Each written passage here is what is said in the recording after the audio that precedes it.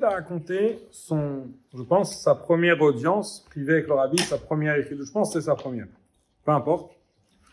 Et comment ça se passait quand on prenait écriture? On écrivait une lettre au rabbi avec les différentes demandes, les différentes questions. Et le rabbi répondait une par une. Il a raconté différentes choses qu'il a exposées au rabbi de sa vie. Une chose intéressante, je ne vais pas raconter maintenant, il a raconté un shidour qu'on lui a proposé, la réponse du rabbi, etc.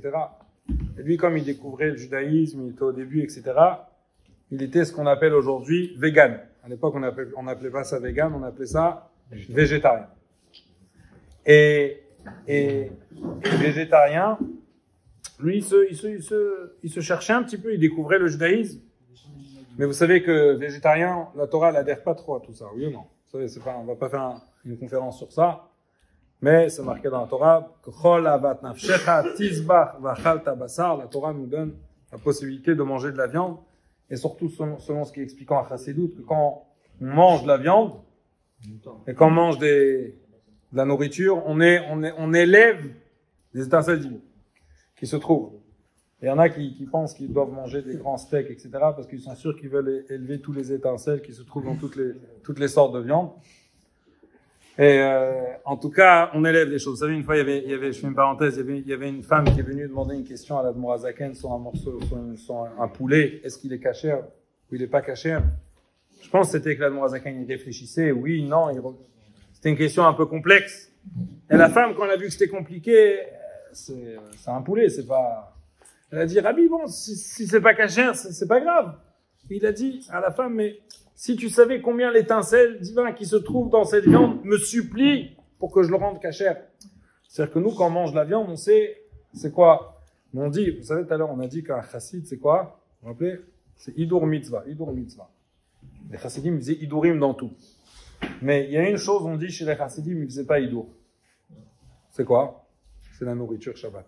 Mais chez les chassidim, chez Rav Mendel Futerfas, chez Rav Nissan Emanov, chez les grands chassidim, tu ne voyais pas la table remplie. Ah, si tu as un chassid, pourquoi tu ne fais pas Oneg Shabbat? Pourquoi tu n'as même pas un peu de Damchout? Pourquoi tu n'as même pas un peu les belles choses qui amènent la Simra? Parce que les chassidim, ils savaient qu'il y a des choses que si on est trop méadère, on va glisser un petit peu là-bas. On peut un peu oublier. Donc il y a des choses sur lesquelles... Alors je reviens. Alors lui, il écrit au rabbi qu'il est végétarien. Qu'est-ce que le rabbi lui a répondu?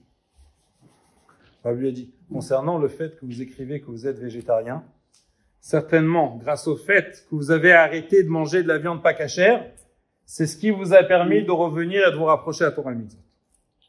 Ça veut dire, le rabbi, il aurait pu lui faire un farbringen, il faut pas être végétarien, je vais t'envoyer chez un rav, un mashpia, qui va te faire des ma'amarim et qui va t'expliquer. Le rabbi leur a dit tout ça. Le rabbi lui a pas dit que c'est pas bien, beaucoup, etc. Le rabbi, il a transformé ça en positif.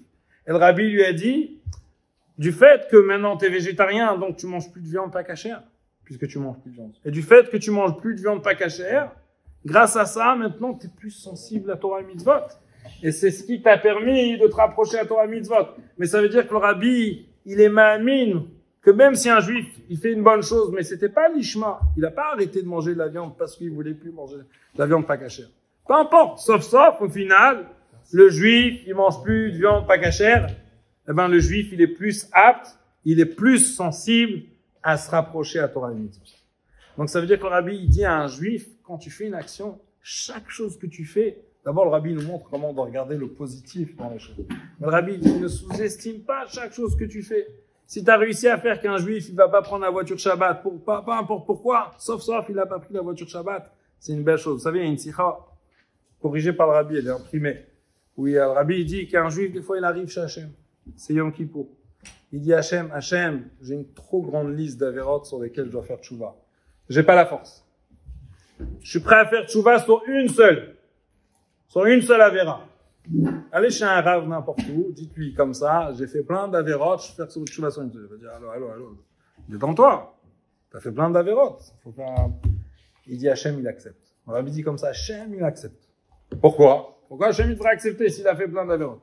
D'abord, parce qu'une tchouva, c'est une tchouva. C'est pas rien. Une tchouva sur une avéra, c'est une tchouva. Et deuxièmement, la force du bien, c'est quoi? C'est que mitzvah, goreret mitzvah. Il a fait tchouva sur une seule chose, il va faire une tchouva sur une deuxième, sur une troisième, et après, il va devenir un bon juif qui va se rapprocher à Torah Mitzvot, et comme ça s'est passé.